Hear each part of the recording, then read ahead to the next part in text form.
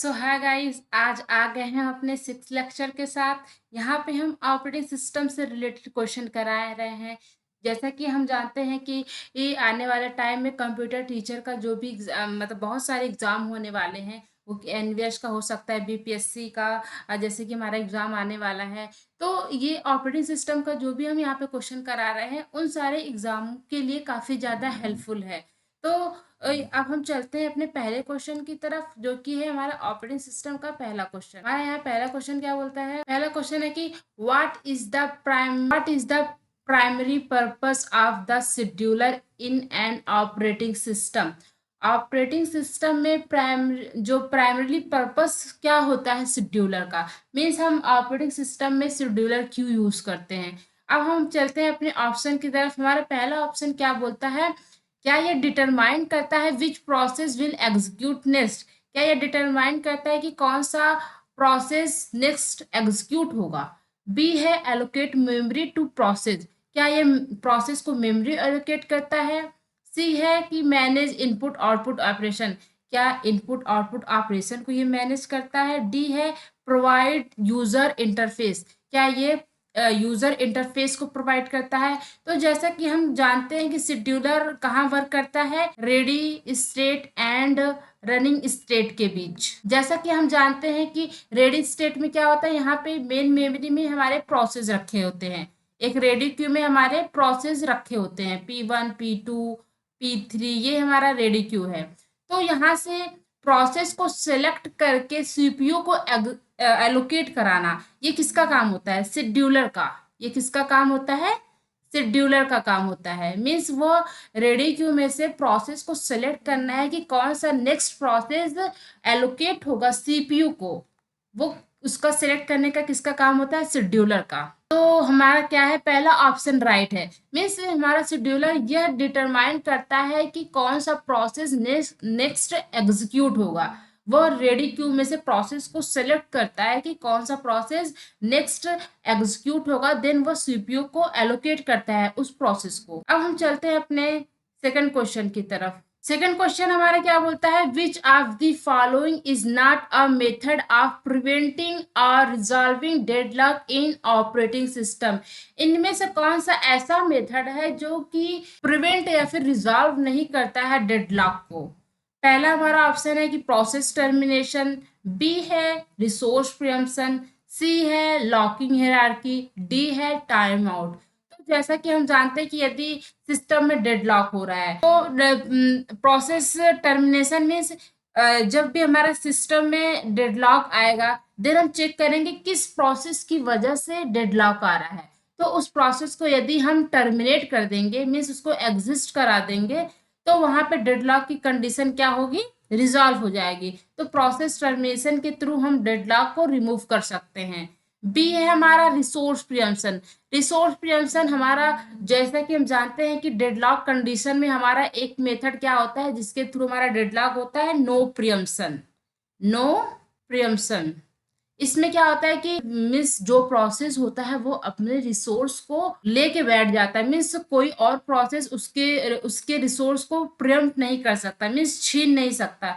तो इससे क्या होता है? डेडलॉक की कंडीशन आती है। यहाँ पे बोल रहा है कि यदि हम रिसोर्स को प्रियम्पशन करने दे, मीन्स यदि एक प्रोसेस दूसरे प्रोसेस के रिसोर्स को छीन ले, तो वहां पे डेडलॉक की जो कंडीशन है उसको हम सॉल्व कर सकते हैं। अब आता है हमारा सी, लॉकिंग हायरार्की। लॉकिंग हम मेनली यूज करते हैं सिंक्रोनाइजेशन में। जो हमारा कोऑपरेटिव प्रोसेस होते हैं उसके लिए हम सिंक्रोनाइजेशन यूज करते हैं। तो उस सिंक्रोनाइजेशन में हम लॉकिंग जो मेथड होता है उसको यूज करते हैं कि हमारा प्रोसेस जो हो वो सिंक्रोनाइज वे में रन हो। टाइम आउट, डी मीन्स एक टाइम पे हम जब देखते हैं कि हमारा जो सिस्टम है वो डेडलॉक में आ चुका है, या फिर एक टाइम के बाद हम टाइम आउट लगा देते हैं कि उस टाइम के बाद क्या होता है कि जो प्रोसेस होता है जितने भी रिसोर्स को एलोकेट मीन्स लिए रहता है उसके बाद वो एक टाइम के बाद हर प्रोसेस हर रिसोर्स को रिलीज कर देता है। तो वहां पे जो डेडलॉक की कंडीशन आती है वो भी रिजॉल्व हो जाती है। तो ए बी डी जो है हमारा, वो उसके थ्रू हम क्या कर सकते हैं? डेडलॉक को रिमूव कर सकते हैं। बट जो सी है इसके थ्रू हम डेडलॉक को रिमूव नहीं कर सकते। C is the right answer for the second question.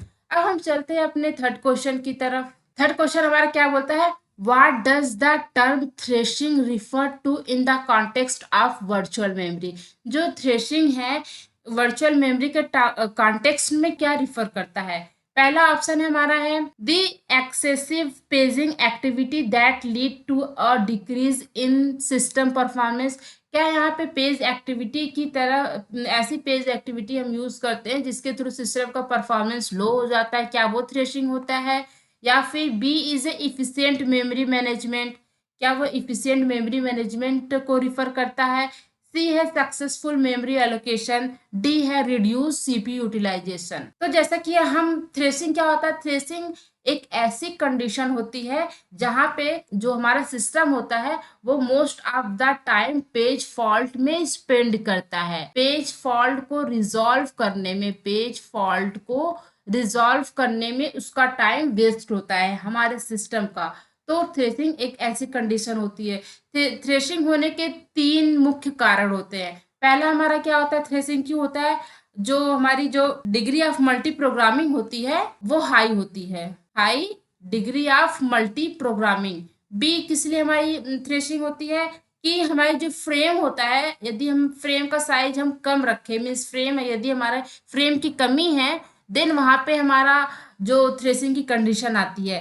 Third हमारा क्या है, हम कौन सा पेज रिप्लेसमेंट पॉलिसी यूज करते हैं, वो भी हमारे थ्रेशिंग का एक कंडीशन होता है। पेज रिप्लेसमेंट पॉलिसी, कौन सा हम पेज रिप्लेसमेंट पॉलिसी यूज कर रहे हैं, ये भी कारण होता है हमारे थ्रेशिंग का। मीन्स हमारे जो रैम में जो हमारा रेडी क्यू होता है, मीन्स जो हमारी मेन मेमोरी होती है, वहां पे क्या होता है, वहां पे हम बहुत सारे प्रोसेस, जो हमारी मेन मेमोरी होती है वहां पे हम क्या करते हैं, बहुत सारे प्रोसेस को रख लेते हैं। मीन्स एक लिमिट से ज्यादा प्रोसेस को इस मेन मेमोरी में लाके हम पुट कर देते हैं। बट सीपीयू एक ऐसे प्रोसेस P5 प्रोसेस चाहता है, तो वो सीपीयू क्या करता है कि उस जब सर्च करता है रैम में, बट वो P5 प्रोसेस नहीं मिलता उसको, देन वो क्या करता है, देन वो जाता है सेकेंडरी मेमोरी की तरफ। सेकेंडरी मेमोरी से P5 प्रोसेस को वो रिट्रीव करता है, देन पुट करता है हमारे मेन मेमोरी में, देन उसे वो एग्जीक्यूट करता है। तो यहाँ पे क्या हो रहा है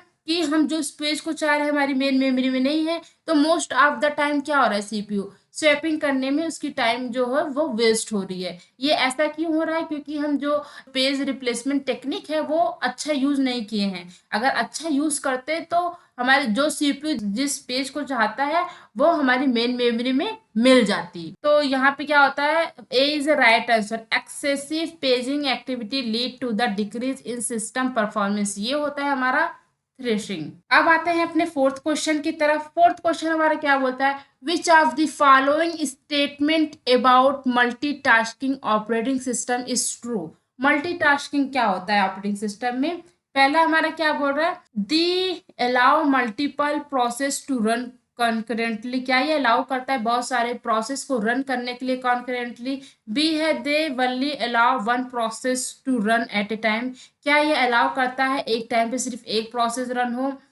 सी है they have a simple design, क्या इसके पास एक सिंपल डिजाइन होता है। डी है they can not handle input output operation, ये हैंडल नहीं कर सकता इनपुट आउटपुट ऑपरेशन को। मल्टीटास्किंग मीन्स क्या, at a time, at a time हम मल्टीपल प्रोसेस को रन करा रहे हैं। मीन्स यदि आप सिस्टम चलाते हैं तो कहीं आप एक्सेल फाइल को खोले हुए हैं, देन आप क्या कर रहे हैं, ईमेल को अपने कहीं कहीं ईमेल सेंड कर रहे हैं, कहीं आप म्यूजिक सुन रहे हैं, तो एक टाइम पे क्या हो रहा है, बहुत सारे वर्क हो रहे हैं, एक टाइम पे बहुत सारे जो प्रोसेस है वो रन हो रहा है, ये होता है हमारा multitasking. Then A is the right answer, ये अलाउ करता है मल्टीपल प्रोसेस को एक टाइम पे रन होने के लिए। एक टाइम पे बहुत सारे प्रोसेस क्या होते हैं, रन हो सकते हैं मल्टीटास्किंग में। अब आते हैं हम अपने फिफ्थ क्वेश्चन की तरफ। फाइव क्वेश्चन हमारा क्या बोलता है, what is the purpose of the swap space in virtual memory management. Mean swap space का क्या पर्पस होता है वर्चुअल मेमोरी मैनेजमेंट में।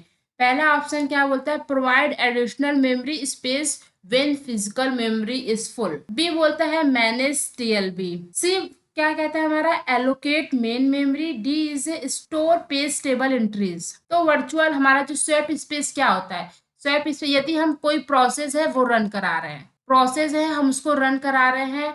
देन हम जो हमारे पास जितनी भी फिजिकल मेमोरी मीन्स 4 KB की हमारी अगर फिजिकल मेमोरी है, मीन्स इस प्रोसेस को रन कराने के लिए फिजिकल मेमोरी के पास इनफ स्पेस नहीं है, इनफ स्पेस नहीं है। देन हमारा स्वैप स्पेस क्या करता है, इस प्रोसेस को रन कराने के लिए एडिशनल मेमोरी स्पेस को प्रोवाइड करता है, एडिशनल मेमोरी स्पेस को प्रोवाइड करता है इस प्रोसेस को रन कराने के लिए। तो ये क्या करता है, स्वैप स्पेस क्या होता है, provide additional memory space when physical memory is full, या फुल हो या फिर इस प्रोसेस को रन कराने के लिए वो उस फिजिकल मेमोरी की साइज जो है वो इनफ नहीं हो। तो हमारा जो स्वैप स्पेस होता है वो प्रोवाइड कराता है आपको space, means memory space provide कराता है कि आप अपने प्रोसेस को रन करा सकते हैं। अब आते हैं अपने 6 क्वेश्चन की तरफ। 6 क्वेश्चन हमारा क्या बोलता है, in which memory management scheme memory divide into a fix size block. इनमें से कौन सा ऐसा मेमोरी मैनेजमेंट स्कीम है जहां पे आप अपने मेमोरी का जो भी ब्लॉक साइज है वो फिक्स रखते हैं। पहला है हमारी paging, then segmentation, C is contiguous allocation, D is fragmentation. जैसा कि हम जानते हैं जो भी हमारी जो पेजिंग होती है, हमारी जब सेकेंडरी मेमोरी को हम क्या करते हैं, सेकेंडरी मेमोरी को हम पार्टीशन करते हैं, तो इस पार्टीशन को हम क्या बोलते हैं, पेज बोलते हैं।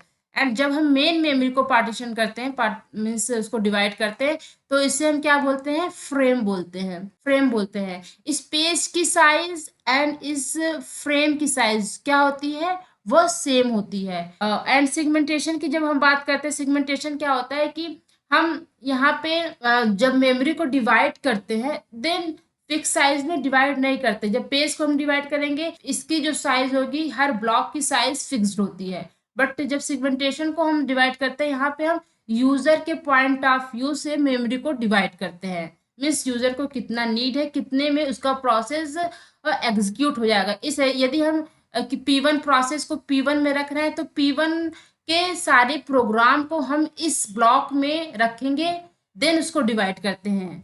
तो यहाँ पे यूजर के पॉइंट ऑफ व्यू से हम सेगमेंटेशन करते हैं। राइट आंसर हमारा क्या है, बी। यहाँ पे जो भी होता है मेमोरी डिवाइड फिक्स साइज में नहीं होता है। अब आते हैं अपने हम 7th क्वेश्चन की तरफ। 7th क्वेश्चन हमारा क्या बोलता है कि what is the role of the buffer cache in operating system. Buffer cache का क्या रोल है आपके ऑपरेटिंग सिस्टम में। पहला है store data temporarily for the input output operation, B है मैनेज प्रोसेस शेड्यूलिंग, सी है एलोकेट मेमोरी, डी है हैंडल डिवाइस ड्राइवर। तो बफर कैसे हमारा क्या है, एक टेम्परेरी मेमोरी होती है जहां पे हम कुछ टाइम के लिए डेटा को स्टोर करके रखते हैं। ए इज द राइट आंसर, कुछ टाइम के लिए हम डेटा को स्टोर करके रखते हैं, वो है हमारी बफर मेमोरी। ये था हमारा 7th क्वेश्चन। अब हम चलते हैं अपने 8th क्वेश्चन की तरफ। 8th क्वेश्चन हमारा क्या बोलता है कि विच of the following is not a essential component of the file system in operating system. क्या ऑपरेटिंग सिस्टम में जो फाइल सिस्टम का एक कॉन्सेप्ट है उन इसमें से कौन सा एसेंशियल कंपोनेंट नहीं है। तो फाइल सिस्टम क्या होता है हमारा, यहाँ पे क्या होता है, हर फाइल को हम मैनेज करके रखते हैं थ्रू द फाइल सिस्टम।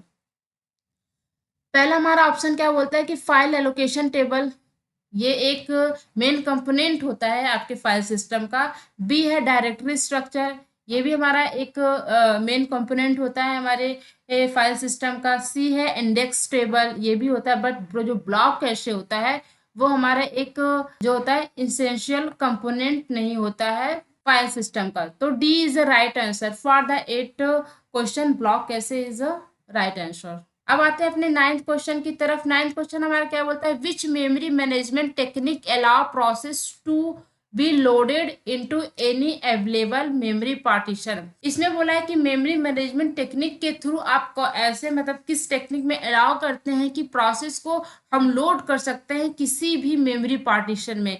यदि आपका जो मेमोरी है वो पार्टीशन हुआ है देन आप प्रोसेस को लोड कर सकते हैं, इस पार्टीशन में लोड कर सकते हैं, इस पार्टीशन, किसी भी पार्टीशन में आप अपने प्रोसेस को लोड करा सकते हैं। देन वो कौन सा मेमोरी मैनेजमेंट टेक्निक होता है, वो होता है हमारा डायनेमिक पार्टीशन। डायनेमिक पार्टीशन में क्या करते हैं, हम किसी भी पार्टीशन में हम अपने प्रोसेस को लोड करा देते हैं। जो भी हमारे पास अवेलेबल मेमोरी पार्टीशन है उसमें हम अपने प्रोसेस को लोड करा देते हैं, ये होता है हमारा डायनेमिक पार्टीशन। अब आते हैं हम अपने 10th क्वेश्चन की तरफ। 10th क्वेश्चन हमारा क्या बोलता है कि which scheduling algorithm is design to reduce the average waiting time. ये क्वेश्चन आपको पहले ही कराया गया है कि एवरेज वेट कौन सा शेड्यूलिंग एल्गोरिदम परफेक्ट होता है, मीन्स सही होता है, जिसकी वेटिंग टाइम क्या होती है, काफी कम होती है। वो किसकी होती है? जो shortest remaining time first, shortest remaining time, ये क्या होता है?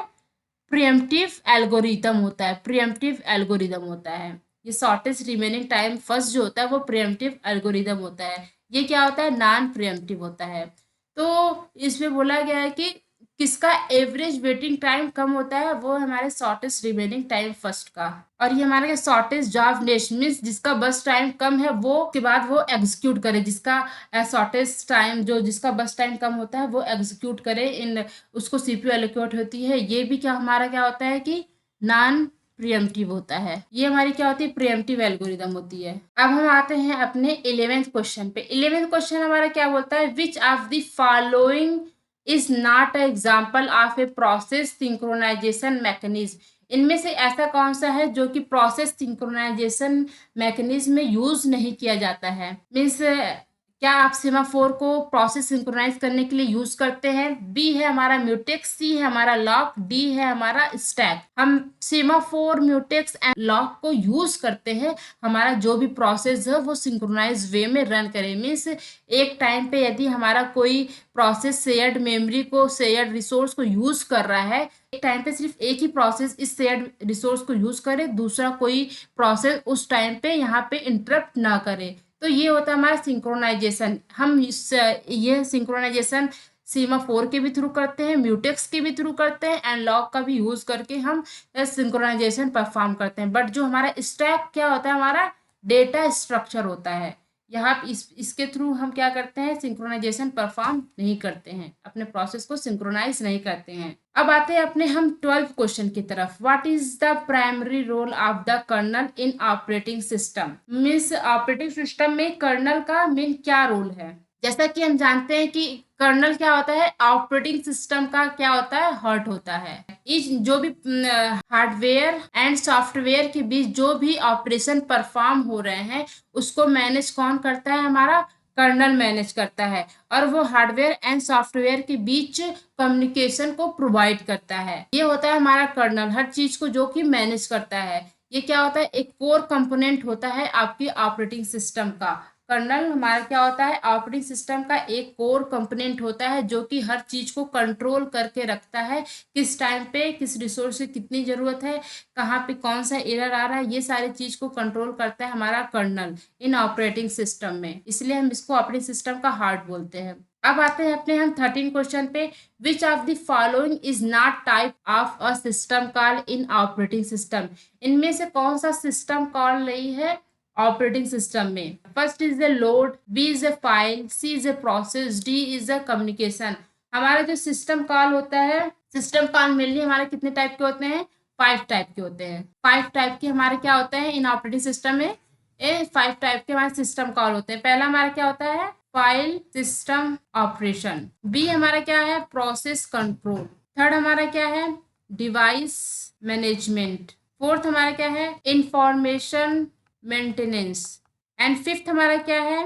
कम्युनिकेशन। ये हमारे 5 सिस्टम कॉल होते हैं। तो इनमें से हमारी फाइल जो है वो सिस्टम कॉल है, प्रोसेस है, कम्युनिकेशन। बट जो लोड है वो हमारा सिस्टम कॉल नहीं है। लोड जो है हमारा सिस्टम कॉल नहीं। बाकी जो फाइल, प्रोसेस, कम्युनिकेशन, ये सारे क्या होते हैं? हमारे ऑपरेटिंग सिस्टम में एक सिस्टम कॉल होते हैं। अब आते हैं हम अपने 14th क्वेश्चन पे। 14th क्वेश्चन क्या बोलता है? What is the purpose of loader component in an operating system?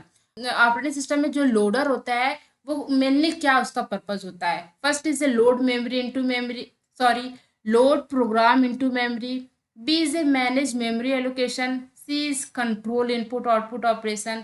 D is handle device driver. तो लोडर क्या करता है? हमारी ये सेकेंडरी मेमोरी है, यहाँ पे हमारे प्रोग्राम है। देन प्रोग्राम को लोड कराता है हमारे मेन मेमोरी में। कौन लोड कराता है? लोडर। लोडर के थ्रू प्रोग्राम लोड होता है मेन मेमोरी में। ए इज ए राइट आंसर। यहाँ पे क्या होता है? लोडर जो भी सेकेंडरी मेमोरी जो भी प्रोग्राम रखे हैं उसको लोड कराता है हमारे प्राइमरी मेमोरी में, वो होता है हमारा लोडर। अब आते हैं हमें 15th क्वेश्चन पे। 15th क्वेश्चन क्या बोलता है, what is the primary function of A semaphore in the operating system. जैसा कि हम जानते हैं सीमाफोर किस लिए यूज करते हैं, प्रोसेस को सिंक्रोनाइज करने के लिए हम सेमाफोर का यूज करते हैं। तो यहाँ क्या बोलता है, synchronize access to shared resource, means हमारी जो भी शेयर्ड रिसोर्स है उसको सिंक्रोनाइज वे में हर प्रोसेस यूज करे, means at a time one process ही इस शेयर्ड रिसोर्स का यूज करे। ये कौन एश्योर करता है, हमारा सेमाफोर। तो A is a right answer. ये क्या करता है, सिंक्रोनाइज वे में हमारे शेयर रिसोर्स को एक्सेस कराता है। अब आते हैं अपने 16 क्वेश्चन पे, which of the following is not example of real time operating system. इनमें से कौन सा हमारा रियल टाइम ऑपरेटिंग सिस्टम नहीं है। A is window, B is Q N X, C is V X works and D is R T Linux. तो यहाँ पे रियल टाइम ऑपरेटिंग सिस्टम कौन नहीं है, हमारा जो विंडो है रियल टाइम ऑपरेटिंग सिस्टम नहीं है। बाकी ये जो 3 है उसको याद कर लीजिएगा कि ये तीनों क्या है, हमारा रियल टाइम ऑपरेटिंग सिस्टम है। अब हम आते हैं अपने हम 17 क्वेश्चन पे। 17 क्वेश्चन क्या बोलता है, what does the acronym BIOS stand for in context of operating system. BIOS का फुल फॉर्म क्या होता है। बायोस क्या होता है, बायोस एक ऐसा प्रोग्राम होता है जब हम अपने सिस्टम को स्टार्ट करते हैं, देन ऑपरेटिंग सिस्टम तम रैम में लोड होने से पहले जो हमारा बायोस होता है वो रन होता है। वो चेक करता है कि जो रैम में जितने भी सिस्टम है वो परफेक्टली वर्क कर रहे हैं या नहीं कर रहे हैं। यदि कोई भी कंपोनेंट हमारे सिस्टम में वर्क नहीं कर रहा होगा, देन वहाँ पे यह इंफॉर्मेशन भेजता है कि देन एक बीप की आवाज आती है, देन हमें पता चलता है कि हमारे सिस्टम में कोई किसी कंपोनेंट कोई कोई एक ऐसा कंपोनेंट है जो वर्क नहीं कर रहा है। तो बायोस क्या करता है, यह कंपोनेंट को चेक करता है कि सारे कंपोनेंट सही से वर्क कर रहे हैं कि नहीं है। तो इसका फुल फॉर्म क्या है, बेसिक इनपुट आउटपुट सिस्टम। अब हम चलते हैं अपने 18th क्वेश्चन पे। 18th क्वेश्चन क्या होता है, what is the primary purpose of device driver in an operating system. Device driver हम क्यों यूज करते हैं ऑपरेटिंग सिस्टम में। डिवाइस ड्राइवर मेनली क्या करता है, वो हार्डवेयर एंड ऑपरेटिंग सिस्टम के बीच इंटरफेस प्रोवाइड करता है। हार्डवेयर एंड ऑपरेटिंग सिस्टम के बीच क्या प्रोवाइड करता है, इंटरफेस प्रोवाइड करता है। A is the right answer for the 18th question. हमारा डिवाइस ड्राइवर क्या होता है, ये इंटरफेस प्रोवाइड करता है हार्डवेयर एंड ऑपरेटिंग सिस्टम के बीच में। अब आते हैं अपने हम 19 क्वेश्चन पे। ये क्या बोलता है, what does the red stand for in context of operating system. Red का फुल फॉर्म क्या होता है, रेड क्या होता है, हमारी एक बैकअप टेक्निक होती है। इससे हम क्या करते हैं, डेटा को बैकअप में लेते हैं, मीन्स रेड हमारा क्या होता है, बैकअप टेक्निक होती है। इसका full form, A is a redundant array of independent disk, B is a random access in disk, C is a relational access in disk, D is a read after inserted data. तो A is a right answer. RAID का full form क्या होता है, redundant array of independent disk. अब आते हैं अपने हम 20 क्वेश्चन पे। 20 क्वेश्चन हमारा क्या बोलता है, which of the following is an example of secondary storage device. A is hard disk drive, B is RAM, C is cache memory, D is CPU. CPU हमारी कोई मेमोरी नहीं होती है। कैशे एंड रैम जो होती है हमारी primary memory होती है। जो हार्ड डिस्क ड्राइव है, हार्ड डिस्क ड्राइव हमारी क्या होती है, सेकेंडरी मेमोरी होती है। अब आते हैं अपने हम 21 क्वेश्चन पे। 21 क्वेश्चन हमारा क्या बोलता है, which of the following is not a function of operating system kernel. Means operating system में इनमें से कौन सा वर्क नहीं होता है कर्नल का। पहला है manage user application, B is file management, C is memory management, D is device management. जो कर्नल है हर डिवाइस को वो मैनेज करता है, मेमोरी को भी मैनेज करता है, फाइल को भी मैनेज करता है। बट जो हमारा यूजर एप्लीकेशन है उसको हमारा कर्नल का कोई काम ही नहीं है मैनेज करने का। मीन्स हमारा जो कर्नल है वो यूजर एप्लीकेशन को मैनेज नहीं करता है। तो A is the right answer for the 21। अब आते हैं हम 22 क्वेश्चन पे। ये क्या बोल रहा है, which of the following is not a state of process in process life cycle. जो भी प्रोसेस की जो भी स्टेट है उनमें से कौन सा नहीं है इसमें। ए इज वेटिंग, वेटिंग हमारा स्टेट होता है, रेडी स्टेट होता है, रनिंग स्टेट होता है, स्टॉप। स्टॉप जो होता है वो कोई स्टेट नहीं होता है, बल्कि हमारा कौन सा स्टेट होता है, टर्मिनेट होता है। टर्मिनेट स्टेट होता है हमारे प्रोसेस स्टेट में। जो भी हमारे 5 प्रोसेस स्टेट होते हैं उसमें waiting, ready queue, running and एक टर्मिनेट होता है। और एक कौन सा स्टेट होता है? न्यू स्टेट होता है, जहाँ पे सेकेंडरी मेमोरी में प्रोग्राम रखे जाते हैं न्यू में। अब आते हैं अपने हम 23 क्वेश्चन पे। Which of the following is example of non preemptive scheduling algorithm? इनमें से कौन सा ऐसा शेड्यूलिंग है मीन्स जो नॉन प्रियम्पटिव शेड्यूलिंग है? एग्जाम्पल है उसका। पहला है first come first serve, B shortest job first, C is round robin and D is priority scheduling. जो first come and first serve जो होता है वो होता है हमारी नॉन प्रियम्पटिव शेड्यूलिंग। मीन्स पहले जो प्रोसेस आई पहले उसको एग्जीक्यूट करके देन नेक्स्ट जो प्रोसेस आई देन उसको एग्जीक्यूट करके बीस वन बाय वन जैसे जैसे प्रोसेस आते रहेगी वैसे वैसे सीपीयू उसको एग्जीक्यूट करता रहेगा।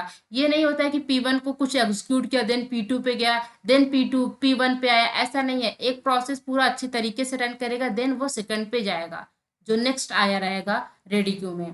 तो ये था हमारा 23 question. First come first serve हमारा नॉन प्रियम्पटिव शेड्यूलिंग एल्गोरिदम है। अब आते हैं 24 क्वेश्चन पे। What does DMA stand for in context of operating system? जो हमारा डीएमए है उसका फुल फॉर्म क्या है? डीएमए का full form direct memory access, B is a data management area, C is dynamic memory allocation and D is dual memory architecture. DMA का full form क्या होता है? Direct memory access. ये एक ऐसा प्रोसेस है जहां पे हम क्या करते हैं? डेटा का ट्रांसफर करते हैं without involvement of the processor. यहाँ पे हम प्रोसेसर को यूज किए बिना ही डेटा का ट्रांसफर करते हैं। ये होता है हमारा डीएमए। अब आते हैं हम 25 क्वेश्चन पे। 25 क्वेश्चन क्या बोलता है? What is the primary advantage of using virtual memory in operating system? जैसा कि हम जानते हैं वर्चुअल मेमोरी का क्यों यूज किया जाता है। हमारी जब फिजिकल मेमोरी कम होती है मीन्स हमारे प्रोसेस को नहीं रन कर सकते तब हम अपने वर्चुअल मेमोरी को यूज में लेते हैं। तो ये क्या कहते हैं? Allow process to use more memory than physical available. Physical memory के कंपेयर में यदि हमारा फिजिकल मेमोरी के थ्रू हमारा काम नहीं हो पा रहा है हमें और मेमोरी की नीड है देना, वहाँ पे हम वर्चुअल मेमोरी का कंसेप्ट यूज करते हैं। यहाँ पे हम क्या करते हैं? इमेजिनरी वे में हम मेमोरी को बनाते हैं फॉर द प्रोसेस को रन कराने के लिए है, यदि हमारे पास फिजिकल मेमोरी इनफ नहीं है तो ये था हमारा 25 क्वेश्चन। आई होप ये सारे क्वेश्चन आपको काफ़ी ज़्यादा हेल्पफुल होंगे आपके एग्जाम के लिए। यदि आपको ये वीडियो अच्छी लगी हो तो प्लीज़ लाइक एंड सब्सक्राइब करिएगा हमारे चैनल को। Thank you for watching.